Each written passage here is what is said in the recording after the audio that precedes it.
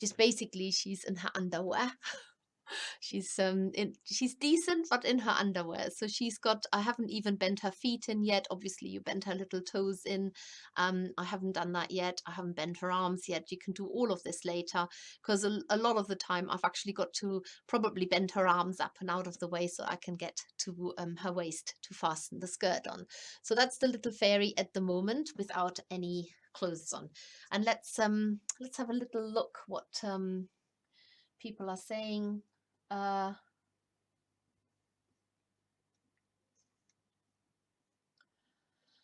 we've got other people joining. There's Diana from all the way from the Isle of Mull, and Claire is there. Claire, Carol is there. Oh, Vandermeer is there. Hello, and Jane is there. Hello, Jane. You'll love this one. I know you will. You'll all love it, but yeah. Let's have a look, and Michelle is there as well. Still got lots of boxes to catch up on due to being in out of hospital, but love that owl.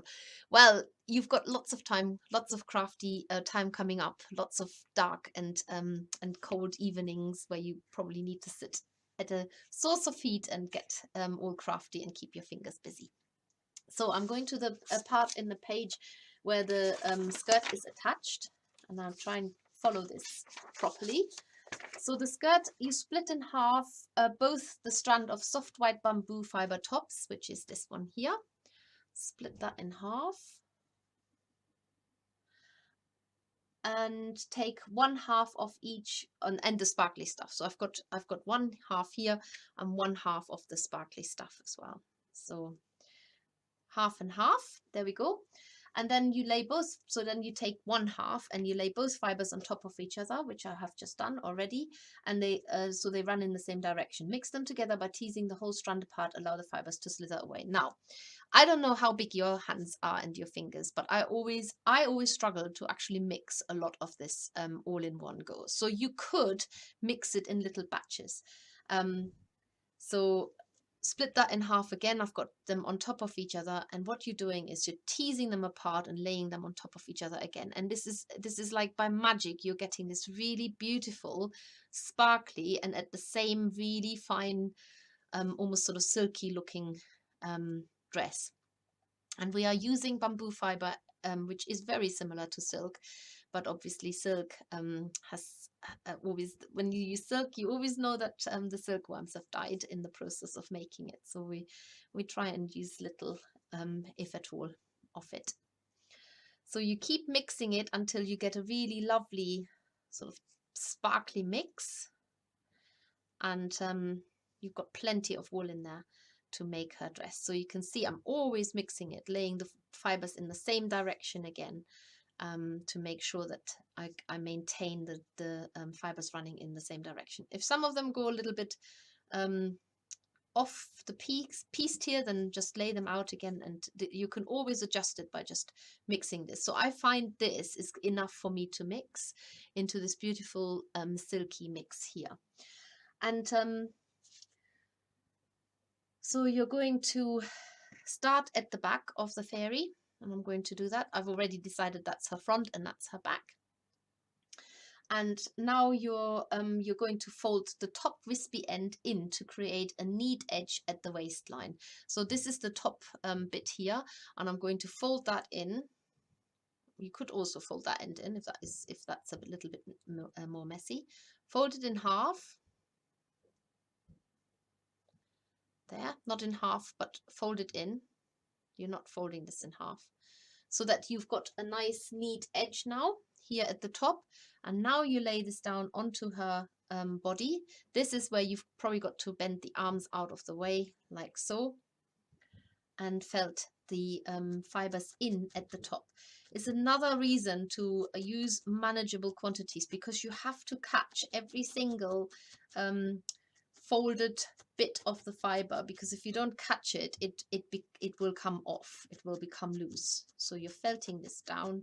We're always very generous with our wool, so work with manageable quantities, whatever you can manage. There's nothing wrong by adding another layer over the top. So get this down. So she now has got her skirt here at the back, and I'm going to put another layer over the top to build up a little bit more bulk, because you're meant to have both halves in action here. So mixing a little bit more, and I'm repeating that process. In the instruction, it tells you to mix it all in one go, and you can. I just prefer to do it in 2 goes. Make sure you mix it nicely, because then it's a nice and even look. And then you fold that top half in, lay that down again exactly the same way you did before, and felt it down with the fine needle that comes in your needle felting fairy box, and felt that down as well, making sure you're going sort of around the sides and towards the front, so you're actually probably covering about 3/4 of the fairy. And whilst her dress is quite long at the moment, you can shorten it in a minute, so don't panic if you think it's too long. If of course, you could have also just folded the fibers in a little bit more, rather than folding them in at the top maybe by 1 or 2 centimeters. You could have folded them in half, but for now that's okay. I'm not too worried about this. So now you've got a fairy that has got a little gap of the skirt here at the front, and for this you need to use the other half of your fiber tops, and I'm doing this again. I split it in half again to make my my front of the skirt in 2 parts, exactly how I've done it with the back. And then once you've mixed it nice and thoroughly, you are going to fold this in, putting that now down at the front and felting it in exactly the same way, making sure that it overlaps the back part of the skirt that's come around the front, and felting it into every single folded top of that strand. You need to make sure you catch them all, because if you don't catch them, they will actually then fall off, because that's the only fastening point that you've got here to fasten them on. So, and then to make her skirt a bit bigger, you can use the other bit that's part of her front skirt. It would have been absolutely fine if you mixed this all in one go. This is just to make it a little bit more manageable, especially if you've never made fairies before. There. And felt this on as well. I'm always giving my fairies quite a high waist.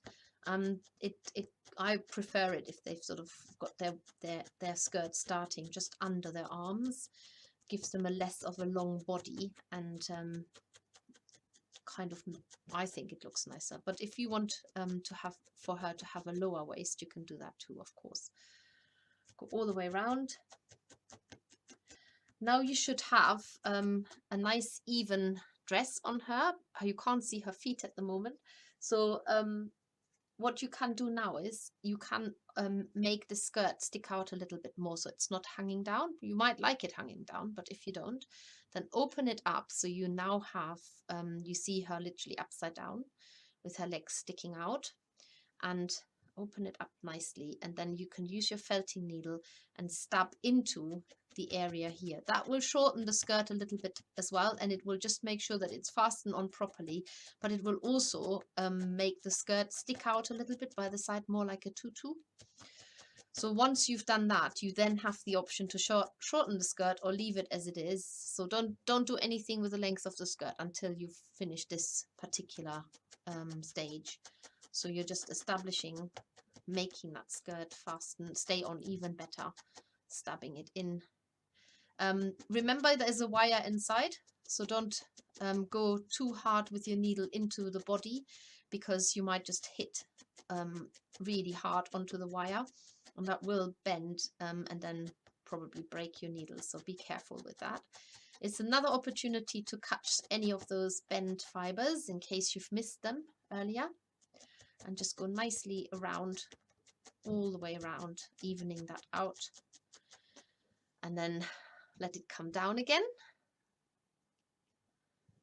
It's quite sort of delicate working with this, but you can see now her skirts become really beautifully puffed out, and so you can leave it at that length, or you can, if you need to make it puffed out at other places, you can repeat the process. Just stab into it so that you stab underneath, and then turn it over and have a look if it's worked.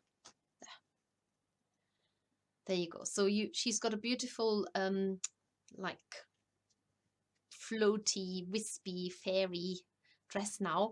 Now to make it shorter, you can either cut it and then tease the ends out again, which is probably what I would suggest to do that. If you want to shorten it, and I'll show you how to do that, you just take you can either cut into it already, like a hairdresser does when, you know, when you get your hair cut, and sometimes they don't go in a straight line. They just sort of cut in at an angle. The front is actually quite okay. It's more the back. Just cut into it, pull the take the fibers out for now. And the danger is that you cut now lots and lots, and then you have to go shorter and shorter as you make your way around. Once you've cut it and you're happy with the length, then you can sort of tease the fibers out a little bit again, just to make them jaggedy again, or unless you like it really straight. So there you go. She's I absolutely love this mix of the bamboo fiber and the sparkly stuff on her, and I just show them to her as well. It's really hard to actually almost, you know, this, now you know why she's so it is such a brilliant white, so sparkly and so shiny that it's almost impossible to capture it in the camera. So she almost looks a little bit ethereal when you take a photo of her, but that is basically her beautiful dress that you can give her by using these two fibers.